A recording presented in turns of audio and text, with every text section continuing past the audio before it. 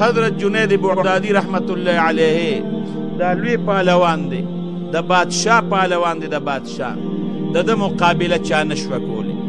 د ده د کور خرچه دا په بادشاه وه، د ده جامې په بادشاه، د ده د بچو هر څه په بادشاه.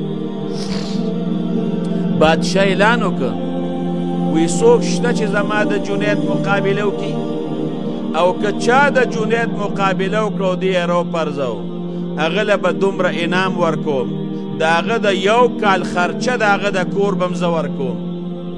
ورځ یې مقرر کړه. د دنیا خلک راغلی دی، په میدان کې ګیر چاپیره خلک ناست دي. جنید روت میدان ته غټ کټ وجودی دی او په دې میدان کې دارونه وو او تو راتو شو. وی شته څوک چې ما راوپرځئ؟ شته څوک چې د بادشاه نام قبول کړي؟ شته څوک چې د بادشاه نه زما په سر باندې د یو کال خرچه خپلو بچو له یوسي؟ که وي څوک نو زما میدان ته زما مقابلې له روزي دارونې وو. هېڅ چا کې م جرأت نو چې روتی وي. په دې کې یو بوډا غوندې سړی دی نري پیرې، د هغې مجمع نه هغه بوډا سړی راووت. نري پیرې دی، طاقت پکې نشته. بوډا راووت. چې کله راووت نو چې د خلکو هغې بوډا ته وکتل او جنید ته وکتل نو دا لاسونه یې وپړقولو پورې یې وخندل. جنید ورته وایي بابا واپس شه، ته زما مقابله نشې کولی. خپل اډوکي که ځان له ماتول غواړې نو دلته راځه، او که په ځان خفه کېږي نو واپس شه. بادشاه م ورته وی جنیده ګورې دغه دې سړی کمزوری دی ګورې، پې که لږ نصیحت ورته وکړه، که مني خو ډېره خفه کني نو بس بیا به مقابله کې. نو جنید چې راغی نو د هغه لاس ورله نه ورته. بادشاه ورته یې ولې ځان سره له څوک کېنوه. دا بوډا ورته وایي وی بادشاه صاحب اعلان خو تا کړی دی که نه؟ د خپلې خبرې نه به نه واپس کېږي. هغه وی نه، وی تا ویلي دي که چا جنید راوپرځو نو هغه له به د یو کال خرچه ورکوم، د هغه له به دومره انعام ورکوم. هر څوک تا وي چې څوک راوځي نو هغې څوک کې زه راوتی یم، زه راغلی یم، ولې ما واپس کې؟ بادشاه وی بلکل ما عام اعلان کړی دی، که کولی شو ټیک شوه خو طاقت دې نشته. جنید بغدادي رحمت الله علیه سره چې کله مقابله شروع شوه، بادشاه ورته وی لږ نصیحت ورته وکړه نو بیا به غېږه ورکړي. نو پخوا چې د پهلوانانو به کبډي کوله نو دا یو بل به یې لټول چې پترې چاړو چاکو ورسره شته که نه.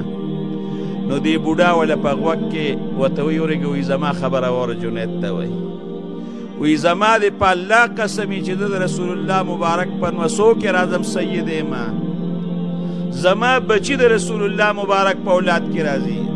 قسم په الله که لس ورځې ما او زما بچو خوراک کړي، زه وږی یم، زه نار یم، په ما باندې لس ورځې زما په بچو په ښځه باندې ناره تېره شوې ده، بغیر د اوبو نه موږ څه خولې له نه دي وړې، او نن زه ستا د مقابلې نه یم، خو بچي مې وږي دي جنیده.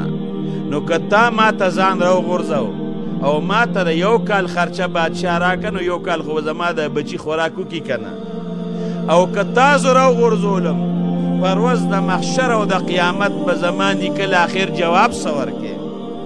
ته به شرمېږم نه چې ته د رسول الله مبارک د نوسي د سینې د پاسه به کښېنې؟ تا کې به حیا نی؟ خو چې جنید بغدادي رحمت الله علیه دا خبره واورېده، دا وجود یې غونې غونې شو او خوله پرې راله چې ښه د رسول الله مبارک نوسي او په هغه باندې لوګې تېرېدل او زه به دې راغورځوم، بس به کشتی سو ورسره.